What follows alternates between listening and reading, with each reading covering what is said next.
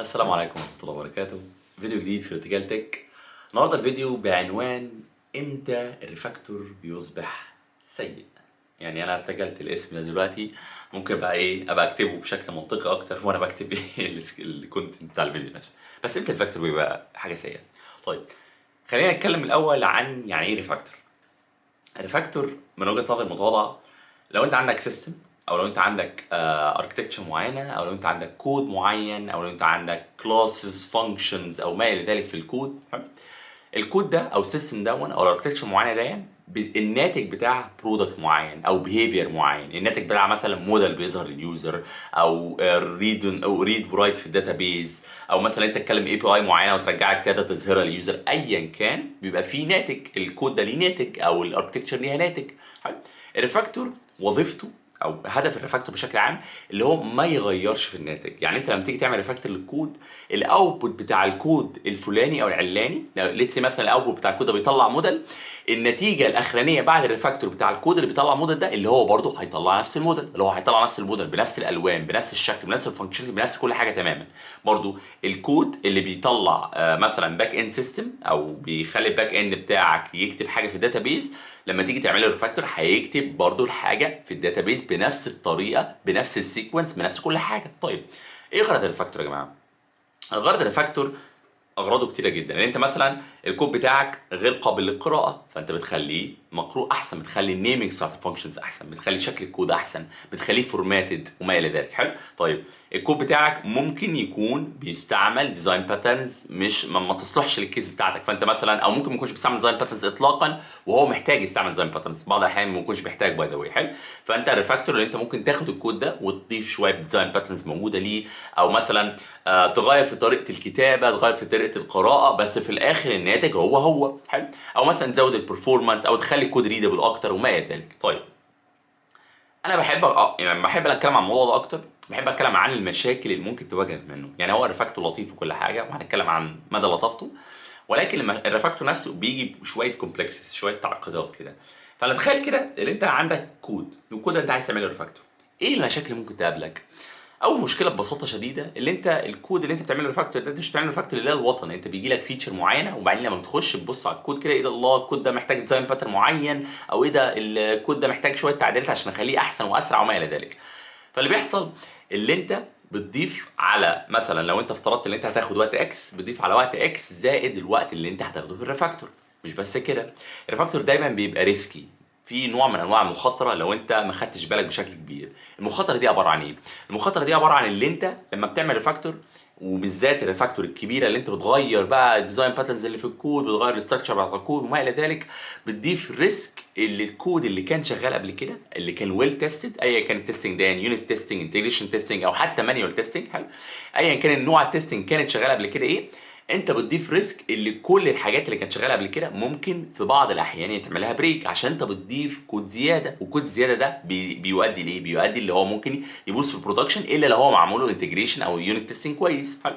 وبرده حتى لو انت ضفت تيستنج باي ذا واي، التستنج في حد ذاته مش اثبات ان الكود بتاعك هيعدي. هو يعني نوع من انواع السيرشن اللي هو هيعدي بشكل كبير، ولكن هو محتاج الناس تجربه في البرودكشن، ومحتاج الناس تتاكد مليون في الميه هو شغال زي ما هم اتاكدوا على ايه، زي ما هم اتاكدوا على الكود القديم اللي حضرتك عملت له ريفاكتور كان شغال تمام. فدي برضو من المساوئ اللي انت ممكن تقابلها في الحاجات اللي انت بتيجي تعملها ريفاكتور بشكل كبير. طيب انا من رايي المتواضع ايه؟ من رايي المتواضع اللي الواحد يتبع مقوله لطيفه جدا، الا وهي الكود اللي انت يعني ايا كان الكود اللي انت شغال عليه حاول دايما تسيبه احسن مما كان او مما سبق عليه. حلو. بس برضو خد الموضوع بشكل اعمق شويه. مش معنى ان انت تسيب الكود احسن مش معنى كده ان انت تغير الكود كله، بالعكس انت ممكن تاخد حاجه اسمها بيبي ستيبس، اللي انت تاخد خطوات طفل، خطوات بسيطه، خطوات محدده. ليتس مثلا اللي انت عندك فيتشر معينه، الفيتشر المعينه دي يعني اللي انت هتخلي الموديل يكلم الباك اند بشكل معين. طيب او هتخلي الموديل يرجع الداتا ويظهرها بشكل مختلف، او هتكلم الباك اند وتعمل رايت زياده في فيلد زياده. انا كعمر افضل جدا اللي انت لما تيجي تعمل ريفاكتور تعمل ريفاكتور لجزء بسيط جدا. مثلا بدل ما تعمل ريفاكتور للسيستم كله او للكلاس كلها او الفانكشن كلها، عدل النيمز، عدل الفاريبلز، عدل مثلا في الجافا سكريبت مثلا ممكن تسميها بدل ليت او فار خليها كونستانت لو هي مش متغيره. عدل طريقه الكتاب، عدل طريقه القرايه، ولكن ما تعدلش كل حاجه مره واحده. وخلي برضو في بالك ان لما انت تعدل تعديلات صغيره هتقدر تعمل لها تيستنج بشكل احسن، عشان انت مجرد عندك سكوب صغير قوي، فانت هتتاكد مليون في الميه اللي انت بتعمله تيست، مش شرط مليون في الميه طبعا، بس اللي انت بتعمله تيست ده هتعرف تعمله تيست كفرج كبيره، والموضوع هيمشي بشكل سلس، وفي نفس الوقت انت هتكون سبت الكود احسن مما عليه. ومع الوقت لو انت كل شويه مع كل اضافه مع كل تغيير خليت الكود بشكل احسن، السيستم بشكل كامل بشكل عام مع مرور الوقت هيبقى احسن بكتير، وده في حد ذاته فيري بيج وين. طيب الناس ممكن تيجي تقول لي ايه؟ الناس ممكن تيجي تقول لي يا باشمهندس مثلا انا الكود ده انا مش فاهم منه اي حاجه خالص، او الكود ده فعلا فيه فرصه ضخمه اللي انا اعمل لها ريفاكتور. في الحاله دي انا هطلب منك ايه؟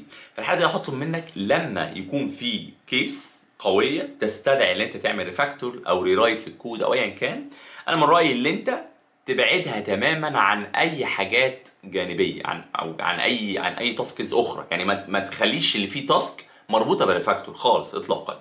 انا من رايي ان انت توظف وقت، والوقت ده هو الوقت اللي هيبقى مسؤول عن الريفاكتور فقط لا غير. ما تعملش ما تعملش اي حاجه غير الريفاكتور في الجزء ده، ما تعملش اي حاجه غير تعمل ريرايت للكود ده او للفانكشن او للكلاس او للبروجكت بحاله. يعني انت في حق، يعني انت من خلال الموضوع ده كله السكوب بتاعك هيكون مجرد ايه؟ مجرد ان انت تعمل ريفاكتور وتاكد ان هو معمول صح، وتاكد ان فيه انتجريشن تيستس، يونت تيستس، ايا كان حماده التيست اللي انت بتعملها ايه، وتتاكد ان السيستم كامل ومتكامل بعد الريفاكتور اللي انت عملته ده. وبكده انت هتكون خدت الوقت اللي انت محتاجه، مش هتكون ضيعت الوقت في حاجات تانية، مش هتكون كمان ضغطت نفسك فكره ان انا لازم اعمل ريفاكتور، لازم اعمل ريفاكتور، لازم اخلي الكود احسن بكتير. انت ممكن تخلي الكود احسن بكتير زي ما احنا قلنا من شويه، من خلال ان انت تاخد بيبي ستيبس بسيطه جدا. بس وده وجهة نظري انا يعني. انا للاسف من نوعيه الاشخاص اللي دايما لما ببص على الكود انا بحب ريفاكتور جدا، بحب ابص على الكود اغير فيه. وانا صراحه واجهت مشاكل كتيره جدا من الموضوع ده. يعني انا واجهت مشاكل اللي انا في تعديلات كتيره جدا عملتها عملت ريجريشن، عملت فيليرز، عملت برودكشن ايشوز. ليه؟ عشان انا بيبقى يعني عينيا بتزغلل كده وبقول ايه ده، الله انا عايز اعمل ريفاكتور، ايه ده الكود ده شكله هيبقى احسن بكتير، ايه ده البرفورمانس هيبقى احسن، ايه ده الشكل العام هيبقى احسن. وبعدين بيتضح ان انا في كذا حاجه وقعت مني، بيتضح ان انا مش فاهم السيستم بشكل كامل عشان هو ممكن يكون معقد وانا متخيل ان انا فاهمه. ويعني الدنيا بتبوظ، وصدقني ده هيحصل لك مهما انت حاولت يعني. او او في كيسز ثانيه سيئه اللي انت هتاخد وقت كبير اللي انت تعمل كده في خلال اللي انت تعمل فيتشرز صغيره. بس انا حابب اسمع ارائكم، و... واعتقد بس كده، واتمنى برضو اسمع ارائكم عني انتوا عايزين اتكلم ايه في الفيديوهات القادمه. والسلام عليكم ورحمه الله وبركاته.